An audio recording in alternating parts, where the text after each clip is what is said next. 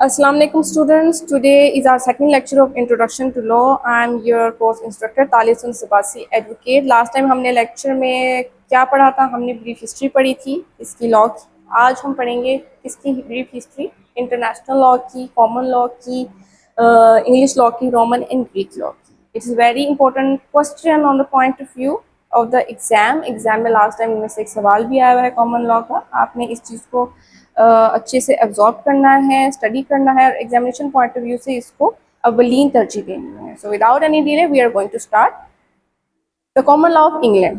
Common law of England क्या है? The general law of England can be divided into 3 parts. कहते हैं common law है England का, वो 3 पार्ट्स में डिवाइड किया जाता है. पहला है स्टैट्यूट, दूसरा है इक्विटी एंड थर्ड है common law.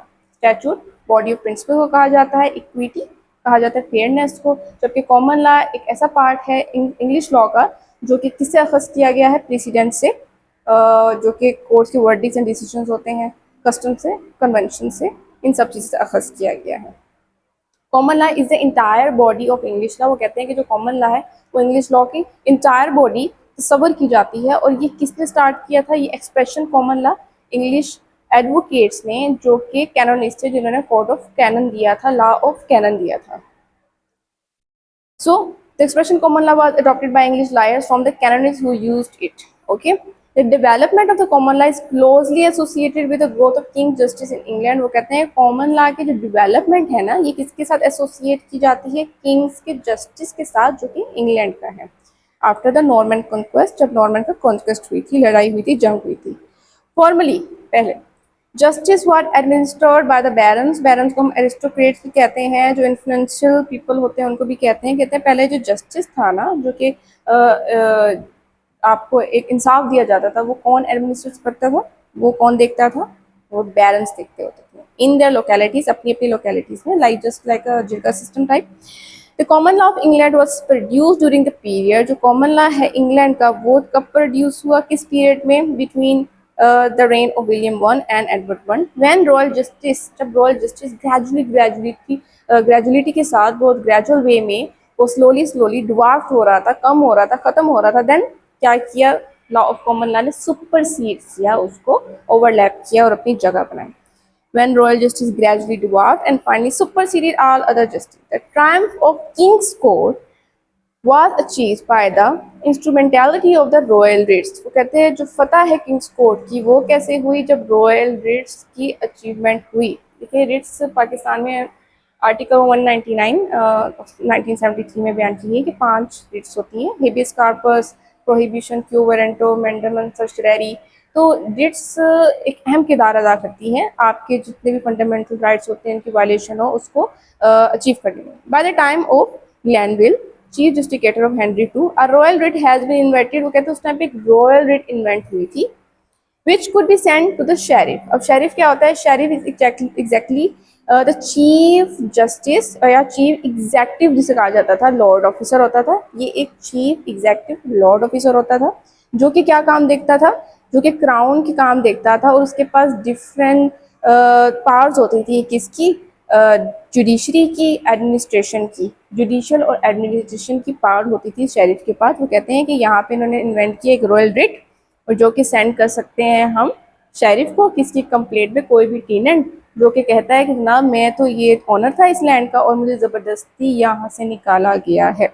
Who could be send to the sheriff on a complaint by a tenant of the freehold that were defaults of his land under her, then have the case taken out of the court of the landlord by means of the writ of right. वो कहते हैं writ of right, WRIT writ. writ of right से क्या मुराद है? The lord could be directed to do full right, कि lord को direct किया जा सकता है, उनको बताया जा सकता है कि आपने सही तरीके से इस केस को देखना है, फुल राइट करना है, एक सही जस्टिस देना है. टू द प्लेंटिफ, किसको प्लेंटिफ कहते हैं? दावेदार को, जिसने दावा दायर किया था उसको मुदई भी कहते हैं. And if he did not comply with the direction, अगर उसके कहने पे वो सही तरीके से प्लेंटिफ को इंसाफ नहीं देता या प्रोसीडिंग को सही तरीके से, फेयरली तरीके से नहीं देखता, उस डायरेक्शन को नहीं मानता, उस हुक्म को नहीं मानता, तो the Kings officer could do it for him. तो किंग का जो ऑफिसर होगा, किंग का जो मुलाजिम होगा, वो ये करेगा काम उसके लिए, उसको इंसाफ दिलवाएगा. बाय द रिट ऑफ कौन? The king's court could call up a case from the sheriff court.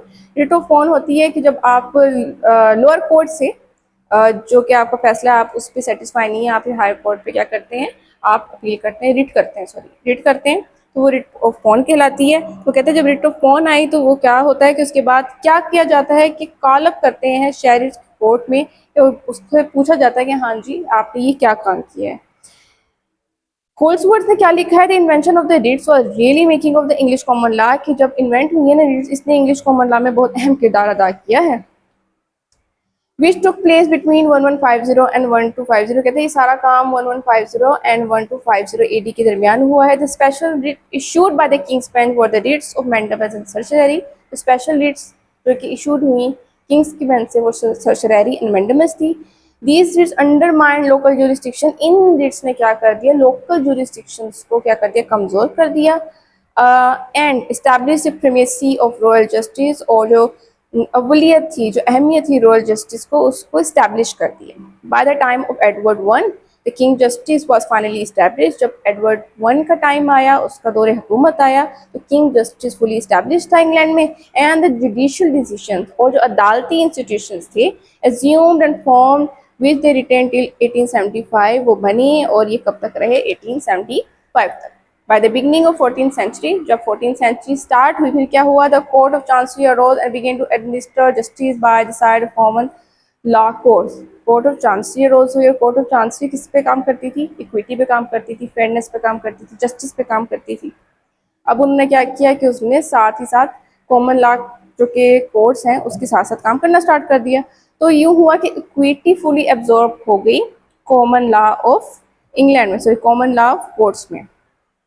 फिर जब जुडिकेटर एक्ट आया 1873 में, तो इसने क्या कर दिया, इसने यूनाइट कर दिया दोनों को। दो अगरचे equity and common law have become coordinate pairs of a single system of general law, the original jurisdiction between them still persist and the term common law is now even use in contrast with equity. कहते हैं कि जब बहुत सारी changes आएंगे तो फिर अगरचे दोनों काम यानी इक्विटी और जो कॉमन लॉ है ये बेशक इकट्ठे काम कर रहे हैं, लेकिन स्टिल इनको एज अ कॉन्ट्रास्ट के तौर पे देखा जाता है।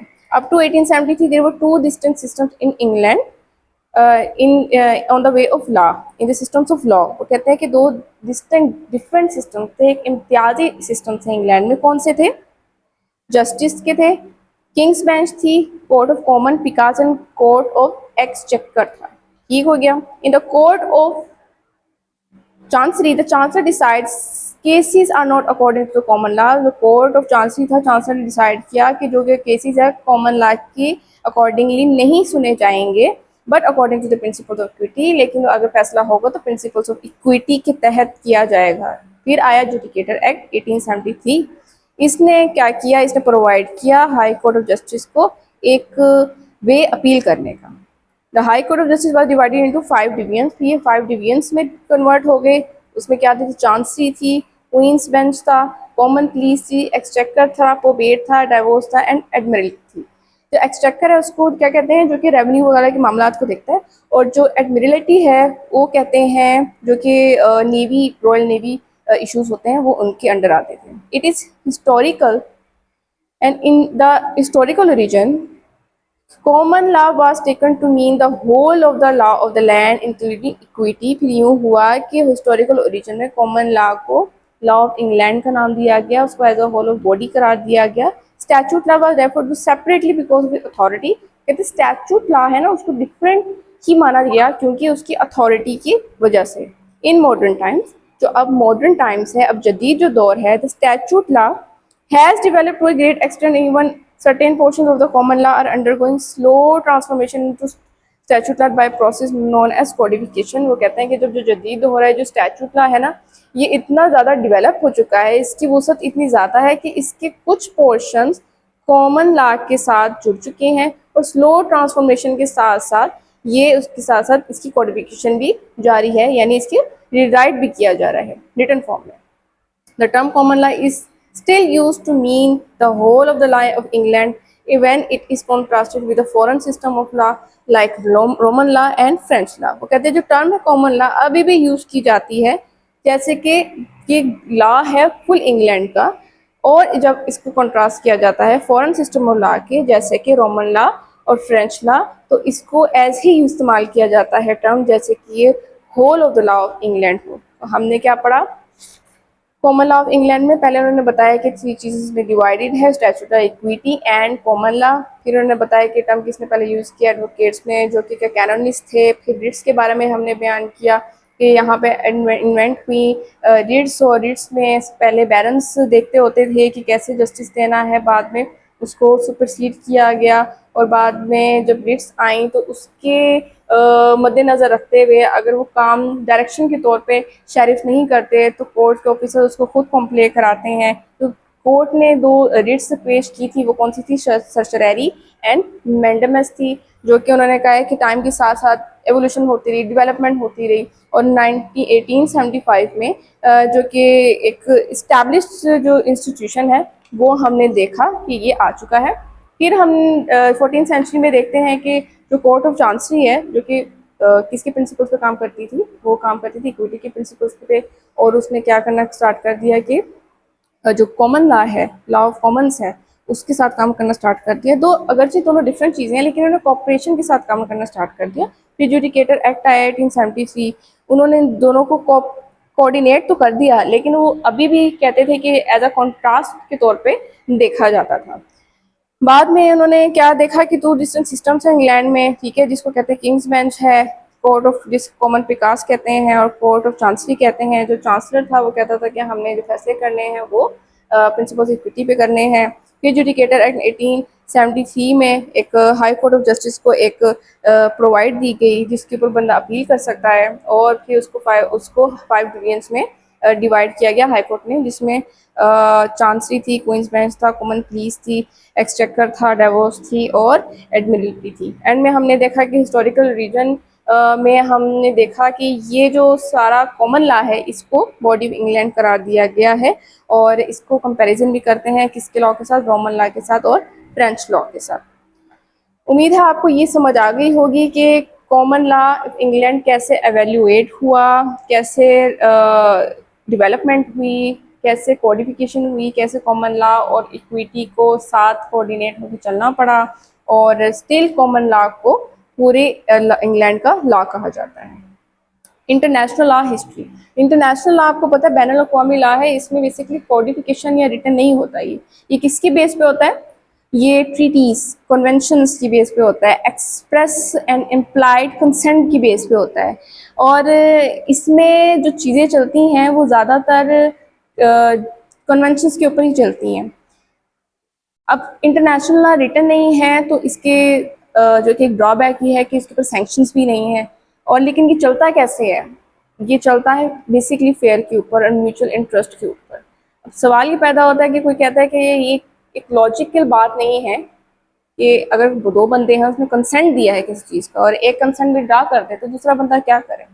तो ये बहुत सारे सवाल उठते हैं। तो हम देखते हैं कि इंटरनेशनल लॉ की हिस्ट्री कैसे अब तक चल रही है, तब से और अब तक क्या यहाँ पे डेवलपमेंट आई है।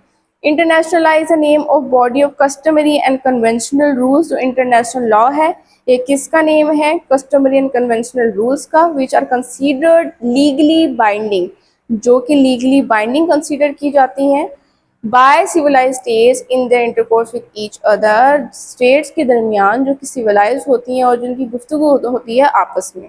According to Salmond, international law essentially species of conventional law and its source in international agreement. It consists of the rules which the sovereign state have agreed to observe in their dealings with each other. Salmon ने क्या कहा है? International law एक ऐसी species है conventional law की कि इसका जो बेसिक सोर्स है ना वो है इंटरनेशनल एग्रीमेंट है, वो है treaties.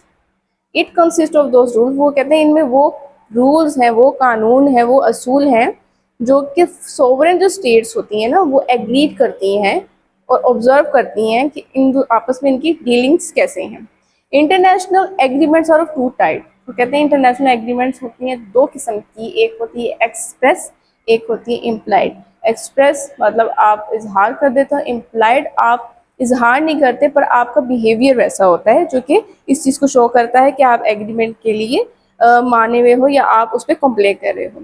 Express agreements are contain in treaties and conventions. Express जो एग्रीमेंट्स होती हैं वो होती हैं किस शक्ल में? ट्रीटीज़ की शक्ल में। वो होती हैं एग्रीमेंट्स की शक्ल में, जिनको आप कॉन्ट्रैक्ट्स भी कहते हैं। Implied agreements are to be found in the custom और practice of the state. Implied agreements आप देखते हैं जो कस्टम्स हैं, जो रिवायात हैं, जो प्रैक्टिसेस चल रही हैं, जो एक्सरसाइजेस चल रही हैं स्टेट्स में, कि जो एक चीज़ चल रही है प्रैक्टिस में, वही उसको एग्रीमेंट माना जाता है, वही उसको लॉ माना जाता है इन अ वाइड सेंस। अगर हम वाइड सेंस में लें, the whole of international law is conventional, कि पूरा इंटरनेशनल लॉ क्या है, कन्वेंशनल है। जबकि इन नैरो सेंस, अगर हम नैरो सेंस में देखें, international law derive from the express agreement is called conventional law of nation. जो एक्सप्रेस एग्रीमेंट है ये कहलाता है conventional law of nation. The basis of binding force of international law is commonly ascribed to consent. वो कहते हैं ascribe का मतलब होता है ले ऑन। जो बेसिस है बाइंडिंग फोर्स की इंटरनेशनल लॉ में, वो क्या है, वो किसके ऊपर ले ऑन है, वो किसके ऊपर मुनस्सिर है, वो है रजामंदी, कंसेंट के ऊपर। But this is not a satisfactory answer and explanation. वो कहते हैं लेकिन ये कोई सेटिस्फैक्ट्री एक्सप्लेनेशन तो है नहीं। A basis in the consent presupposes same rule some rule which makes consent obligatory. वो कहते हैं कि एक बेसिस है कंसेंट में जो कि क्या आपको करती है, प्रीसपोज करती है, कोई रूल होना चाहिए जो कि हमारे कंसेंट को ऑब्लिगेटरी बनाए, कि सामने वाला बंदा उस पर कॉम्प्ले करे, उसको माने। The basis of that rule requires elucidation. वो कहते हैं कि ये जो बेसिस है ना, ये रूल, इसकी एक्सप्लेनेशन दरकार है। इफ कंसेंट इज बेसिस, अगर कंसेंट ही बुनियाद है, it follows that one consent is withdrawn the obligation to obey ceases. तो ये तो बात सीधी सीधी सी है कि एक बंदे ने अपनी कंसेंट विड्रॉ कर ली तो ऑब्लिगेशन और जो कि एग्रीमेंट है, जो ट्रीटमेंट है, वो भी खत्म हो गया। इन म्यूनिसिपल लॉ जो कि अब कॉमन या लोकल लॉ होता है, कंसेंट इज अनरियलिस्टिक। वो कहते हैं कंसेंट अनरियलिस्टिक है। कौन पूछता है लॉ बनाने के बाद कि कोई बंदा कह भी दे, कोई डिसएग्री भी कर दे, या हमें ये लॉ पसंद नहीं है या मैं इस लॉ को नहीं मानता, कि म्यूनसिपल लॉ इस चीज़ को नहीं मानती। वो जो चीज़ पास करती है सारे बाइंड होते हैं कि उसको कंप्ले करें, उसको फॉलो करें। तो इसमें लिखा हुआ consent is unrealistic, individuals are never asked if their consent to be bound by municipal law. लोगों से कभी नहीं पूछा जाता कि वो कंसेंट दे रहे हैं म्यूनसिपल लॉज के लिए या नहीं। Which are treated as binding regardless of consent. वो जब बना लेते हैं तो उसको ऐसे ट्रीट किया जाता है जैसे वो ऑब्लिगेटरी हो, चाहे ही उनकी कंसेंट हो लोगों की, इंडिविजुअल्स की या नहीं।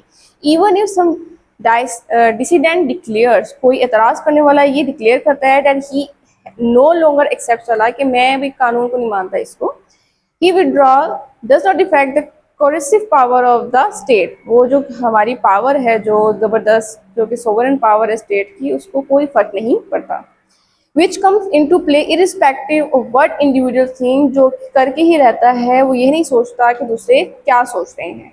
The so-called binding force rests in the psychological reactions, including people to obey, among the fear of organized force is one of the factors। तो कहते हैं जो बाइंडिंग फोर्स है ना, वो बस साइकोलॉजिकली ही के लिहाज से रह जाती है। जो रह जाता है वो होता है फेयर, कि अगर हमने इसको कंप्लेन ना किया तो हमें सजा मिल सकती है।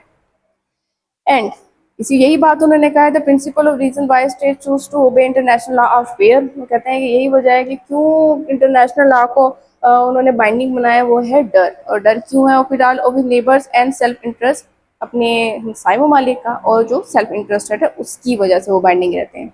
Fair operates through war, reprisals, retorsion, pacific blockade and navy military demonstrations. Fear operate होता है कैसे? वार से, इंतकाम से, रिटोर्शन से, कोई पैसिफिक या नेवल ब्लॉकेज की वजह से, ये सारी चीज़ें आती हैं इस चीज़ में जो हमें बाउंड करती हैं। These are calculated to deter weak rather than strong state. वो कहते हैं कि अगर देखा जाए तो वीक पे ज़्यादा एक डर होता है, फेयर होता है, जबकि स्ट्रॉन्ग के ऊपर नहीं होता। जाहिर सी बात है, जैसे हम पाकिस्तान है, हमें सेल्फ इंटरेस्ट भी है, हमें फेयर भी है, और हम क्योंकि अंडर डेवलप कंट्रीज़ हैं तो हम बाइंड रहते हैं, ठीक है। इसके अलावा इन्होंने कहा है कि these are calculated and fear of action by United State as well, because it's very slight on the account of the use of veto in this Security Council. क्योंकि जो हम देखते हैं कि यूनाइटेड स्टेट कभी भी वीटो का इस्तेमाल कर सकता है सिक्योरिटी काउंसिल में। The greatest shortcoming of international law is the absence of effective machinery to carry out sanction. तो इसमें वो कहते हैं कि एक बुराई है, जो एक डिसएडवांटेज है, वो ये है कि इसमें सैंक्शंस नहीं है, ठीक। In any case such action is more likely to influence weak rather than strong state. वो कहते हैं इस केस में इस तरह के एक्शन ज़्यादातर इन्फ्लुएंस करते हैं वीक या अंडर डेवलप्ड कंट्रीज को, स्ट्रॉन्ग को नहीं करते हैं। वेदर और not a given state at any time abides by given rule, international law depends upon the various consideration as to desire to secure fair treatment of their own national at the hands of other state, nationalism, tradition, morality, diplomacy, economic interest, and possibly fear. This shows that working of international law is different from that of municipal law. International law continues mainly because of the state find its useful instrument of policy. देखिए वो उन्होंने simple बात की, उन्होंने कहा international law जो बहुत different है म्यूनसिपल लॉ से। क्यों? क्योंकि इसमें फेयर है, ठीक है, और फेयर है और ये रिटर्न भी नहीं है, इसके इम्प्लाइड एंड एक्सप्रेस होते हैं। जब इम्प्लाइड होते हैं तब भी बाइंडिंग होता है, तो मेन जो उसकी रीज़न होती है वो फेयर होती है। जबकि म्यूनसिपल लॉ होते हैं वो रिटर्न भी होते हैं और वो आंसरेबल नहीं होते कि वेदर दे वांट इट और नॉट, अगर उन्होंने अप्लाई करना है बाइंड करना है तो कर लेते हैं। तो ये डिफरेंस उन्होंने बताया। International law is regarded as a part of American law. उन्होंने ये भी बताया कि जो कि इंटरनेशनल लॉ है ये पार्ट किसका है, अमेरिकन लॉ का, and is ascertain administered by the court of justice. जो इसको असर्टेन कौन करता है, इसको एडमिनिस्ट्रेशन की तरफ कौन लेके जाता है, एडमिनिस्टर कौन करता है, court of justice of appropriate jurisdiction, जो इनके दायरा इख्तियार में आती है वो। लाइकवाइज कहते हैं जो प्राइस कोर्ट्स हैं जो कि इंग्लैंड एडमिनिस्ट्रेट करती हैं वो भी इंटरनेशनल लॉ की ज़ुमरे में आती हैं। तो इंटरनेशनल लॉ की हिस्ट्री बेसिकली यही है कि इसमें कोई ये रिटन कोड नहीं है, इसमें ट्रीटीज एंड कन्वेंशंस होती हैं, इसमें इम्प्लाइड एंड एक्सप्रेस फॉर्म होती है जो कि बाइंडिंग फोर्सेस होती हैं, और कंसेंट मेन रोल अदा करती है इन तमाम चीज़ों में। History of English law, English law की तरफ हम आते हैं। हमने कॉमन लॉ भी पढ़ लिया, हमने इंटरनेशनल लॉ भी पढ़ लिया। आई होप आपको समझ आई होगी कि इसकी हिस्ट्री क्या है और इसकी बेसिक जो कि की कंसेप्ट्स क्या हैं। अब इंग्लिश लॉ की तरफ आए तो बेसिकली ये बात करता है यूके कॉन्स्टिट्यूशन की। हमने फर्स्ट लेक्चर में थोड़ा सा मैंने आपको आइडिया दिया था कि जो कि ब्रिटिश यूके की कॉन्स्टिट्यूशन है, जो कॉन्स्टिट्यूशन है इसका वो चलता है दो चीज़ों पे, एक होता है क्राउन, एक होती है पार्लियामेंट। जब स्टार्ट हुआ था ना तब क्राउन की बहुत ज़्यादा वैल्यू थी, सारे फैसले क्राउन करती थी। लेकिन ये एक एज ए इंस्टीट्यूशन आई थी पार्लियामेंट, और आहिस्ता आहिस्ता ये अपना इसकी पावर बढ़ती गई और ये अब सोवरेन बन गई। अब जो क्राउन है वो ये ओहदा है, ये सिर्फ फिगर हेड है, ये सिर्फ साइन है, साइन मास्टर जिसे कहते हैं वो करता है। लेकिन जो सारी पावर्स हैं ये कौन किस में वेस्टेड हैं, ये पार्लियामेंट में वेस्टेड हैं। वो तमाम फैसले लेती है, वो सारी चीज़ें एडमिनिस्ट्रेट करती है। लेकिन स्टार्ट में ऐसा नहीं था। तो हम पढ़ते हैं the British constitutional system is the oldest democratic system. तो कहते हैं ब्रिटिश कॉन्स्टिट्यूशन का सिस्टम है पुराना, सबसे पुराना जमहूरियत का निज़ाम है in the modern world. The British were the first to discover how to manage a large state on democratic principles। तो कहते हैं जो ब्रिटिश थे ये पहले बंदे थे जिन्होंने डिस्कवर किया कैसे एक बड़ी स्टेट को जमहूरी इक़्तिदार पे, जमहूरी असूलों पे कैसे चलाना है। UK constitution is neither unwritten and nor parts absolutely written. वो कहते हैं ना ये अनरिटन है ना ये रिटन है। क्यों? क्योंकि ये एवॉल्व हो रहा है, ये ग्रोथ कर रहा है, ये कंटिन्यूसली कुछ ना कुछ इसमें चेंजेस आ रही है। तो इसको लिखा मुकम्मल तौर पे कोडिफाइड नहीं किया जा सकता था। The British constitution is ever growing and always going modifications. It's dynamic constitution which have a roots in the past and branches in the future। तो कहते हैं ये इस किस्म का डायनामिक किस्म का कॉन्स्टिट्यूशन है जिसकी रूट्स तो पास्ट में है लेकिन इसकी जो ब्रांचेस हैं वो फ्यूचर में पाई जाती हैं। ये किस इसकी जो बेसिस है वो एक मैगज़ीन पे है जिसमें कहा गया है no one could be condemned unheard. किसी को उस वक्त तक सज़ा नहीं दी जा सकती जब तक कि उसकी सुनवाई ना की जाए। इसकी लैटिन मैगज़ीन है ऑजी अल्ट्रम पार्टम। और इसके साथ साथ every person is equal before the law, in the eye of law. तमाम इंसान कानून की नज़र में बराबर हैं। According to justice Halsbury British constitution is the mother of all constitution. वो कहते हैं कि जो ब्रिटिश कॉन्स्टिट्यूशन है ये मदर है तमाम कॉन्स्टिट्यूशंस की। अब हम देखते हैं कि इसमें इसकी जो कि इंग्रेडिएंट्स हैं, जो एसेंशियल्स हैं वो क्या हैं। पहला है partially written and partially unwritten.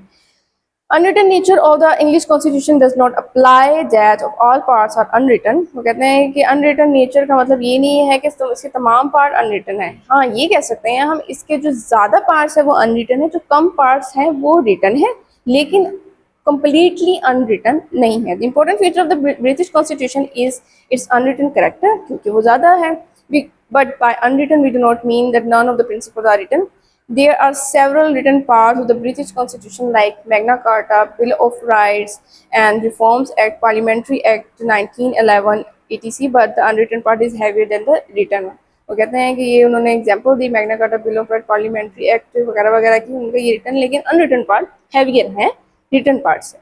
Evolutionary growth, evolution होती रहती थी हमारे कॉन्स्टिट्यूशन में, जो कि ये कह रहे हैं कि ब्रिटिश कॉन्स्टिट्यूशन में has never been reduced to writing in a documentary form at a particular time, it has rather an evolutionary growth. Moreover this evolution has been characterized with the consistency and smoothness of the subsequent changes remain evenly orderly gradual. British constitution is a result of an evolutionary growth। तो बड़े ही smoothly, बड़े ही gradually, evenly वे में होती रही है हमारी growth, तो इसको कहते हैं ये evolutionary growth of British constitution. Munro ने कहा है the British constitution is not a complete thing but a process of growth. वो कहते हैं कि कंप्लीट थिंग नहीं, एक प्रोसेस है इसका ग्रोथ का। Flexible constitution, British constitution is a very flexible constitution, क्योंकि बड़ी आसानी से इसमें अमेंडमेंट्स हो जाती हैं, तरमीम हो जाती हैं, कानून चेंज हो जाता है। British constitution is flexible in nature. British constitution is flexible in the sense that parliament can amend the constitution like alteration in the statutory laws in the constitution by simple majority। बड़ी simple majority से change हो जाता है। फिर limited separation of powers, क्योंकि इसमें limited है, क्यों लिमिटेड है, क्योंकि इसमें जो लेजिस्लेचर है, एग्जेक्टिव है, इन दोनों में जो वर्क कर रहे हैं वो सेम बंदे ही है, इस वजह से इनको लिमिटेड सेपरेशन ऑफ पावर्स का एसेंशियल हासिल है। Unitary system, Britain has unitary constitution. वो कहते हैं इसमें कोई यूनिट्स नहीं, ज़्यादा यूनिट्स नहीं है, ज़्यादा स्टेट्स नहीं है, कुछ भी नहीं है ब्रिटिश कॉन्स्टिट्यूशन में। All the parts of government are vested in the British parliament. तमाम जो पार्ट्स हैं वो किसमें वेस्टेड हैं, वो हैं ब्रिटिश पार्लियामेंट में। बाय कैमरल लेजिस्लेचर, बाय मतलब two, cameral legislature, two houses हैं जिसको कहते हैं हाउस ऑफ लॉर्ड्स, जिसमें हेरिडिटरी चैम्बर होता है और जो कि नॉमिनेट करती है इसके मेंबर्स कौन, क्वीन। एंड दूसरा है house of common. House of common और हाउस ऑफ लॉर्ड्स में क्या फ़र्क है कि house of common popular chamber है और कंपैरेटिवली ज़्यादा ताकतवर है, ज़्यादा पावरफुल है, और ये पास्ट में सबऑर्डिनेट रोल अदा करता था अपना, लेकिन अब ये सुप्रीम पावर बन चुका है। Supremacy of the parliament, the supremacy of the parliament is another important feature of the British constitution. Parliament enjoy करती है अपनी फुल पावर, सारे एग्जेक्टिव जो कि डिसीजन लेती है, सारे जुडिशरी के डिसीजन लेती है। पार्लियामेंट के पास ये हक हासिल है, वो इजीली फ्लेक्सिबिलिटी के साथ अपने किसी भी कानून को मेजॉरिटी के साथ तरमीम करे। तो in short, the parliament is the super power of British constitution. Constitutional monarchy, monarchy का मतलब होता है autocracy, absolute power, Badshahi. From constitutional point of view, the crown is the repository of the entire government authority in Britain. The power of the crown are not, however, exercised by the queen in person, but they are wielded by the different branches of the government, of course, on the behalf of queen. The parliament, for instance, exercises supreme legislative authority while the cabinet perform the executive function। वो कहते हैं constitutional point of view से देखें कि crown ही basic दिखाया जाता है कि ये अथॉरिटी है, लेकिन दरअसल जो कि गवर्नमेंट की डिफरेंट ब्रांचेस हैं वो सारे काम करते हैं किसके बिहाफ पे, क्वीन के बिहाफ पे। और जो पार्लियामेंट है ये सुप्रीम लेजिस्लेटिव अथॉरिटी है, और सारे काम कौन कर रही है, एग्जेक्टिव फंक्शंस कैबिनेट परफॉर्म कर रही है। तो queen as a figurehead हो गई, उसके सारे काम कौन कर रही है, पार्लियामेंट की डिफरेंट ब्रांचेस, और सारे एग्जेक्टिव काम कौन कर रही है, cabinet. Parliamentary form of government, obviously it is a parliamentary form of government. Parliament बस सुपर पावर है, पार्लियामेंट ही तमाम चीज़ों को देख रही है, पार्लियामेंट ही कानून बना रही है, अमेंड कर रही है। So it's a super power, और इसको कहा जाता है mother of parliament. Difference between theory and practice, वो कहते हैं अब थियरी में तो लिखा हुआ है कुछ और है, प्रैक्टिस में कुछ और लिखा हुआ है। थियरी में लिखा हुआ है क्राउन के पास सारी पावर्स है, जबकि प्रैक्टिसली इट इज मेरा फिगर है। टू पार्टी सिस्टम है, लेबर पार्टी है, कंजर्वेटिव पार्टी है। Rule of law British constitution में पाया जाता है, और ये सबसे इम्पोर्टेंट फीचर है ब्रिटिश कॉन्स्टिट्यूशन का। जो प्रिंसिपल रूल है वो कहते हैं कोई भी बंदा लॉ के सामने ये नहीं कह सकता कि उसके साथ इम्तियाज किया गया है, डिस्क्रिमिनेशन की गई है। Every person is equal before the law in the eyes of law. ठीक है, फंडामेंटल राइट्स कहते हैं। कॉन्स्टिट्यूशनल लॉ जो कि है ये प्रोडक्ट है इनका, जो कॉन्स्टिट्यूशनल लॉ है ये प्रोडक्ट है किसका, फंडामेंटल राइट्स का। ठीक है, जो भी जुडिशियल डिसीजन होते हैं, अदालती फैसले होते हैं, जो वर्डिक्ट होते हैं, उस बेस पे कानून बनते हैं और उस बेस पे ही क्या बने, हेबियस कॉर्पस एक्ट बना इनका 1679 का, बिल ऑफ राइट्स बना 1689 में। तो ये और राइट ऑफ पटिशन और राइट ऑफ कीप आर्म्स, ये सारे के सारे किस वजह से बने, क्योंकि ये time to time judicial decisions आए इसके, और इस वजह से फंडामेंटल राइट्स की जो कि एक प्रैक्टिकल फॉर्म में चीज़ें आती हैं। Respect to the democratic values, ये कॉन्स्टिट्यूशन, क्योंकि हमने स्टार्ट में ही पढ़ लिया था कि ये पहला डेमोक्रेटिक कॉन्स्टिट्यूशन है तमाम मॉडर्न वर्ल्ड का, तो इसमें ऑब्वियसली डेमोक्रेटिक वैल्यूज़ को बहुत रिस्पेक्ट दी जाती है। और ये इसका सबसे इम्पोर्टेंट फीचर है कि है ना ये कि ब्रिटिश कॉन्स्टिट्यूशन में डेमोक्रेटिक वैल्यू को बहुत रिस्पेक्ट दी जाती है, और इसमें डेमोक्रेटिक बिहेवियर जो है सिटीजन्स का उसको बहुत ऑफ किया जाता है। मेजॉरिटी बहुत एक अहम किरदार अदा करती है इसमें। सिंगल सिटीजनशिप, ब्रिटिश कॉन्स्टिट्यूशन में सिंगल सिटीजनशिप है। रेफरेंडम, कोई इमरजेंसी हो, कोई नेशनल इंटरेस्ट का इशू हो, तो फ़ौरन से उसको रेफरेंडम भी बुलाया जा सकता है। 1975 में रेफरेंडम बुलाया गया था। Continuity of the British constitution, वो कहते हैं 3 फैक्टर्स हैं जो कंटिन्यूटी ऑफ ब्रिटिश कॉन्स्टिट्यूशन की वजह हैं। पहला, जियोग्राफिकल आइसोलेशन है इंग्लैंड का। दूसरा, मेन करेक्टर ब्रिटिश पीपल का। थर्ड, जो पिक्यूलर जीनियस है कॉन्स्टिट्यूशन का, अनरियलिटी। वो कहते हैं कि ब्रिटिश जो कॉन्स्टिट्यूशन है ना वो बड़ा अनरियल है, जैसा है वो दिखता है, जैसा है वो दिखता नहीं है, जैसा दिखता है वो है नहीं। तो यहाँ पे लिखा हुआ है what it seems it's not and it seems what it is. तो ये बहुत एम्बिगुअस सा है। ऑर्गेनिक नेचर, कहते हैं ब्रिटिश कॉन्स्टिट्यूशन की जो नेचर है वो ऑर्गेनिक है, और इम्पोर्टेंट फीचर में से एक है जो कि नेचर है ब्रिटिश कॉन्स्टिट्यूशन की वो ऑर्गेनिक है। दूसरे वर्ड पे वो ये कहते हैं कि ये अनरिटन है, जो कि डेवलप हो रहा है, एवॉल्व हो रहा है, ग्रोथ हो रही है इसकी। और जो रोल है कन्वेंशन का, 20 पॉइंट, कि कन्वेंशन एक अहम किरदार अदा करता है ब्रिटिश पॉलिटिकल सिस्टम में, और एक गवर्नमेंट बन भी सकती है और रिमूव भी हो सकती है, किस वजह से, कन्वेंशन की वजह से। सबसे अहम इसमें जो काम है वो है इंडिपेंडेंस ऑफ जुडिशरी का। क्यों? क्योंकि ये सबसे कमेंडेबल एक सिस्टम है इस कॉन्स्टिट्यूशन का, ब्रिटिश कॉन्स्टिट्यूशन जो है वो बहुत ही ज़्यादा impartial, upright and very right on the basis of equity, and जो वर्डिक्ट है उनका वो बड़े कमेंडेबल करार दिए गए हैं अब तक के, क्योंकि वो कहते हैं कि जो भी काम करते हैं इसमें कोई पॉलिटिकल इन्फ्लुएंस नहीं होता। जो जजेस हैं वो बहुत अच्छी सैलरीज ले रहे हैं और वो अपना काम ईमानदारी से कर रहे हैं, तो इस वजह से इसको कहा जाता है independent judiciary is regarded as highly commendable.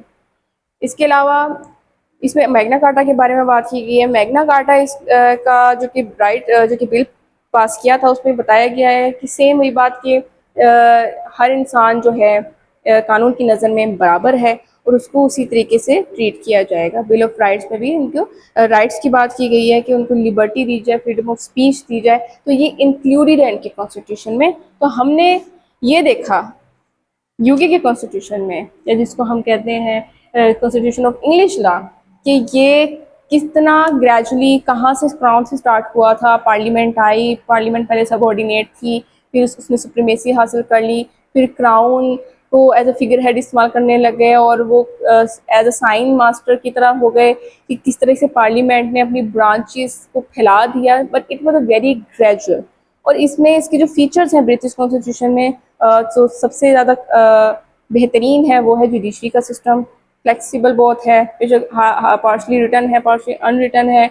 हम बहुत सारी चीज़ें देखते हैं इसमें अच्छी भी हैं, और जो सबसे बेहतरीन इसमें हमें मिलता है वो है जुडिशरी की independence.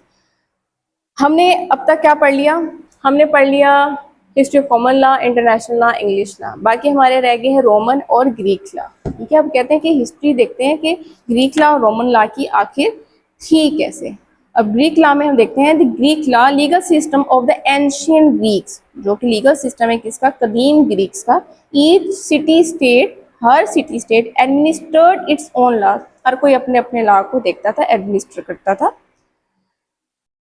And many of which were laid down in written statute, और इनमें से बहुत सारे रिटन थे। द हार्श लॉ, जो सबसे ज़्यादा खतरनाक, बहुत ज़्यादा डेंजरस, बहुत ज़्यादा हार्श लॉ था, वो कौन सा था? Code of Draco. हमने पहले लेक्चर में ड्रैको के कोड और लॉज के बारे में बताया गया था कि वो बहुत जालिम था, वो छोटी छोटी बात पे डेथ पेनल्टीज दे दिया करता था। फिर हमने उनकी डेथ के बारे में हमने डिस्कस किया था कि उसकी डेथ कैसे हुई थी। कन्वेंशन हुआ था उस टाइम पे, एक कस्टम हुआ करता था कि जब जो कि सोवरन आता था, जब भी ड्रैको आता था, उसको झुक के हैट से उसका सलाम किया जाता था, एक तरह का उनको अप्रेस किया जाता था। तो हवा में हैट उड़ाई जाती थी। तो उस टाइम इतने लोग थे कि उसके हैट्स की वजह से बहुत सारी, क्योंकि हैट से उसकी डेथ होगी। फिर थोड़ी चीज़ें भी कंट्रोवर्शियल थी, वेदर कि एक मर्डर था, प्री प्लान था, या एक हादसा था।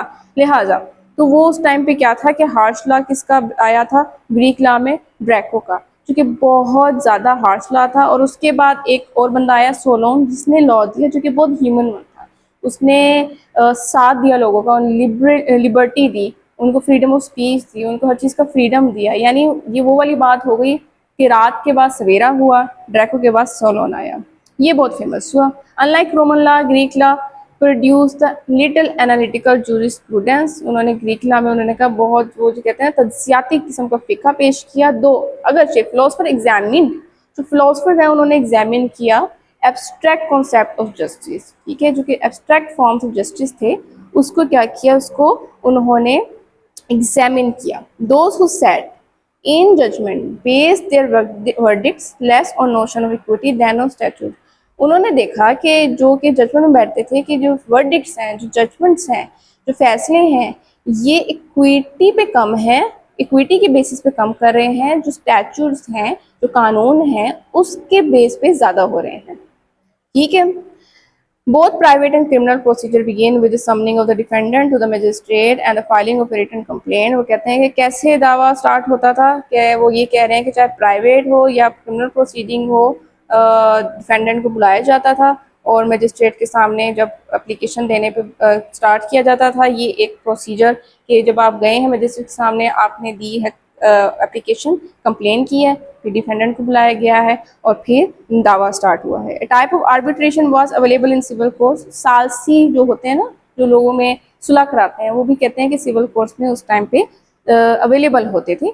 Enforcement of judgment was generally left to the plaintiff. और कहते हैं कि जजमेंट की जो दी जाती थी, अगर उसको एनफोर्स कराना है या उसको एग्जीक्यूट कराना है, तो वो किस पे छोड़ दिया जाता था? प्लेंटिफ पे, जिसने दावा दायर किया है। तो ग्रीक लॉ में बताते हैं कि पहले ड्रैको था, फिर सोलोन आया, और उन्होंने हार्श लॉ के बाद बहुत अच्छे ह्यूमन लॉ दिए गए। और कोई भी लॉ में कोई इशू होता इंसान को, किसी भी बंदे को, वो कंप्लेन लेकर जाता मजिस्ट्रेट पे, एप्लीकेशन देता, फिर डिफेंडेंट को बुलाया जाता, डिफेंडेंट, इसके बाद एक ट्रायल स्टार्ट होता।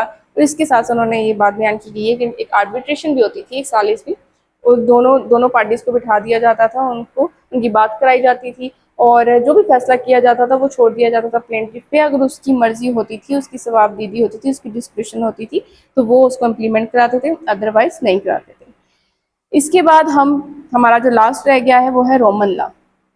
Law of Roman Republic and Empire. Roman law has influenced the development of law in most of the Western civilization। कि जो लॉ है रोमन का, इसने बहुत ज़्यादा इन्फ्लुएंस किया किसकी डेवलपमेंट को? बहुत से वेस्टर्न सिविलाइजेशन को। इसने किसको देखा? इनहेरिटेंस के मैटर को देखा, कॉन्ट्रैक्ट्स को देखा, प्रॉपर्टी के मैटर्स को देखा, बहुत सारे मैटर्स को देखा। Most laws were pass by assemblies. बहुत सारे कानून को किसने पास किया? असेंबली ने। Dominated by the patrician family, वही एरिस्टोक्रेटिक इन्फ्लुएंशियल फैमिलीज। दो ruling of the magistrate were also important. वो कहते हैं बेशक इन्फ्लुएंशियल पीपल का हाथ होता था, लेकिन मैजिस्ट्रेट का भी बहुत ज़्यादा अहम किरदार था। लेटर, बाद में emperor bypass form and issue their own decrees. बाद में वक्त गुजरने के साथ साथ जो एम्परर्स थे, उन्होंने इन फॉर्म्स को, इन शक्लों को, इन जो कि पॉइंट्स थे, इनको जो पीछे फैसले देते थे, उनको बाईपास किया और अपनी डिक्रीज शाया करना स्टार्ट कर दिए, अपने फैसले देना स्टार्ट कर दिए। The interpretation of jurist also come to the have to way of law। दो अगरचे various attempts were made to gather and simplify existing law, और beginning with the law of 12 table, हमने फर्स्ट लेक्चर में 12 tables के बारे में पढ़ा है कि वो जब मिले थे 12 स्टोन्स पे लॉस लिखे हुए थे। वो कहते हैं कि बहुत सी कोशिशें की गई कि हम इकट्ठे करें और सिंप्लीफाई करें तमाम कानून को। 12 टेबल से जो स्टार्ट हुए थे और अब तक by far the most successful effort was that of Justinian one, और जो कहते हैं बहुत सी सक्सेसफुल एफर्ट थी वो जस्टिनियन वन ने की थी इस हवाले से। Whose code superseded all previous laws, जिसके कोड जिसके कानून ने तमाम पिछले लॉज को सुपरसीड कर दिया, पीछे छोड़ दिया। And from Roman empire's legal legacy code of Justinian, और क्या बना उसका कोड ऑफ जस्टिनियन बना। Roman legal procedure is the basis for modern procedure in civil law. वो कहते हैं रोमन का जो लीगल प्रोसीजर है वो किसकी बुनियाद है, जो मॉडर्न प्रोसीजर है ना सिविल लॉ का, उसकी। इन अर्ली रिपब्लिक, वो कहते हैं पहले रिपब्लिक में the plaintiff was required to call the defendant to the court और to bring him by the force. पहले ज़माने में ना जो पहले टाइम था उसमें ये करते थे कि जो अगर प्लेंटिफ को कोई इशू है किसी के साथ तो वो ज़बरदस्ती चाहे या किसी भी तरीके से घसीट के डिफेंडेंट को जब तक कोर्ट में नहीं लेकर आएगा तब तक के उसके जो दावा है वो स्टार्ट नहीं होगा। समन्स का उस टाइम पे कॉन्सेप्ट नहीं था। ठीक हो गया। A magistrate then decide whether the case should go before a jurist or a prominent layman। फिर मैजिस्ट्रेट डिसाइड करता है अगर चीज़ को जो कि जूरिस्ट के पास जाना है, जज के पास जाना है या कॉमन लेमैन के पास जाना है। The jurist heard arguments from advocates and question witnesses. Jurist क्या करता, आर्ग्यूमेंट सुनता, कि उससे विटनेस लेता, शहादतें लेता। And he made a decision but he had no power to execute it. उसके पास क्या था, फैसला करने का तो हक था लेकिन वो एग्जीक्यूट करने का उसके पास हक नहीं था, अमल दरामदी का उसके पास हक नहीं था। इन द लेटर रिपब्लिक, बाद में क्या हुआ, much greater power has been given to the magistrate. बहुत सारी पावर्स दी गई मजिस्ट्रेट और कोर्ट्स को। The summon were issued by the court. पहले जो घसीट के और अगवा करके और उठा के लाया जाता था डिफेंडेंट को ताकि हमारा ट्रायल स्टार्ट हो, अब समन भेजती है कोर्ट, यानी एक एप्लीकेशन भेजती है, एक खत भेजती है जिसमें लिखा होता है कि आपके ऊपर ये दावा दायर किया गया इस बंदे से और आप अपनी हाजिरी इस दिन दें, आके लाजमी दें। The trial was held only before a magistrate. और पहले तो होता था ना कि जूडिक्स एंड लेमैन, उसे कहते अब सिर्फ जो कि कोर्ट है वही है, मजिस्ट्रेट है, उसके सामने ही ट्रायल किया जाएगा, उसी के सामने सुनवाई की जाएगी। And the trial was held only before the magistrate and the court become responsible for the execution of sentence. और फिर इसमें पहले तो उसके पास जो पुराना ओल्ड रिपब्लिक था उसमें तो जो जज था, जो मजिस्ट्रेट था, जो भी जुडिक्स था, उसके पास तो सिर्फ डिसीजन करने की पावर थी, एग्जीक्यूशन की नहीं थी। इसमें इसके पास समन भेजने की भी पावर है, इसमें डिसीजन देने की भी पावर है और ये एग्जीक्यूट भी करा सकता है। ये थी हिस्ट्री रोमन की, ग्रीक की, इंग्लिश लॉ की, इंटरनेशनल कॉमन लॉ की। उम्मीद है आपको इस पूरा टॉपिक अच्छे से समझ आ गया होगा। Invariably it was a little difficult one, लेकिन अगर आप इसको अच्छे से पढ़ेंगे, इसकी रीडिंग करेंगे। ये एक किताब है इंट्रोडक्शन टू लॉ, जो कि Khalid Aseer Chaudhary advocate Supreme Court साहब की है। अगर आपने ये लेनी है तो ये लें, इसमें से स्टडी करें और एग्जामिनेशन पॉइंट ऑफ व्यू से इसको याद करें। कोई सवाल हो तो आप पूछ सकते हैं। अब नेक्स्ट जो लेक्चर होगा उसमें हम मिलेंगे। अल्लाह ताला आपका हामी नासिर हो। अल्लाह हाफिज़।